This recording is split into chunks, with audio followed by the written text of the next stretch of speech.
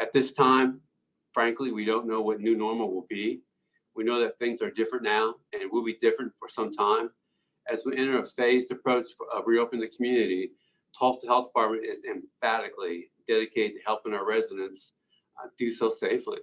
We know that employers and other organizations in our community care about the safety of the employees, volunteers, customers, and congregations as well.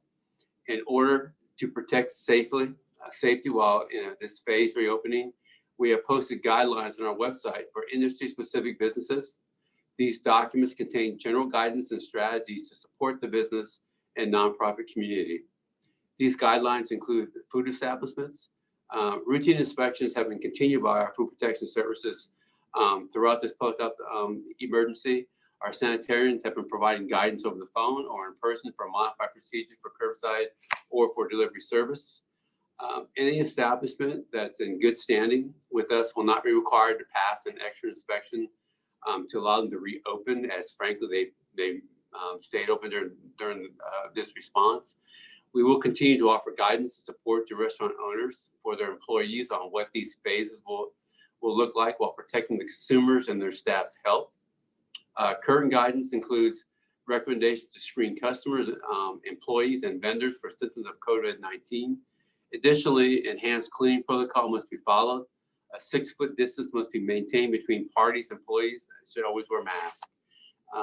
Food protection services is available to provide consultation to any food establishment in Tulsa County. Call the Tulsa Health Department with questions, and consumers can report violations using our website. I want to remind everyone that mosquito and tick season is upon us. Our vector control program will begin as planned and will be in place all season as needed.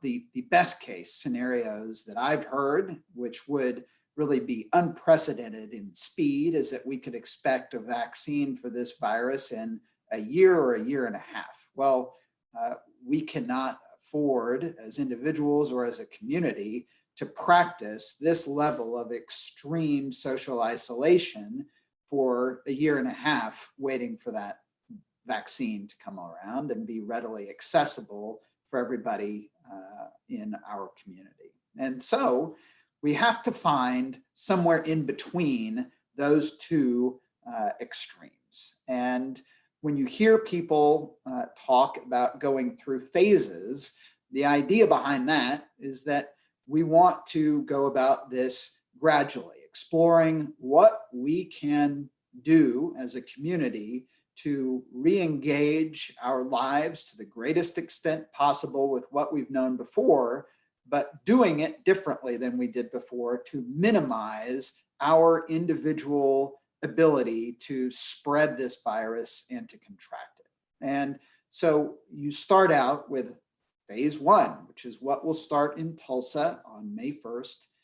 And that is where it's an initial attempt to identify things that we can do that minimize that risk. And so our current shelter-in-place order will expire at the end of the day on April 30th, and at midnight on May 1st, a new order will go into place that enforces both federal and state guidelines here in Tulsa.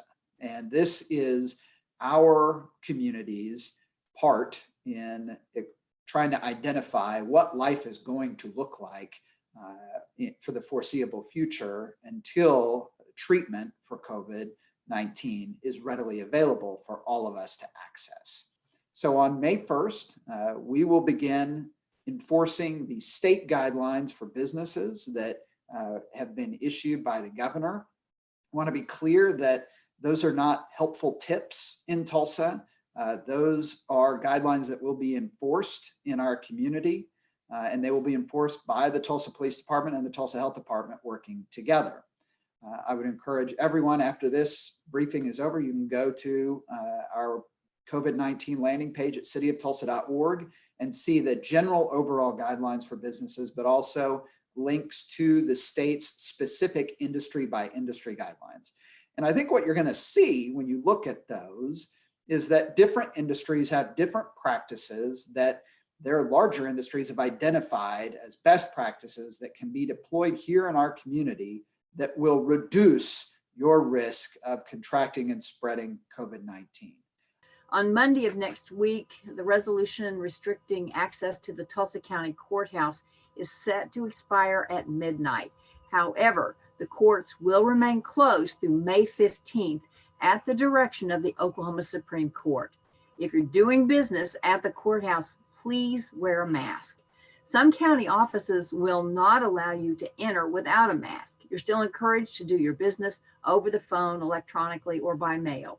Again, follow the CDC guidelines to keep both you and the county employees safe from the coronavirus. Our call response to collisions and other services will return to normal.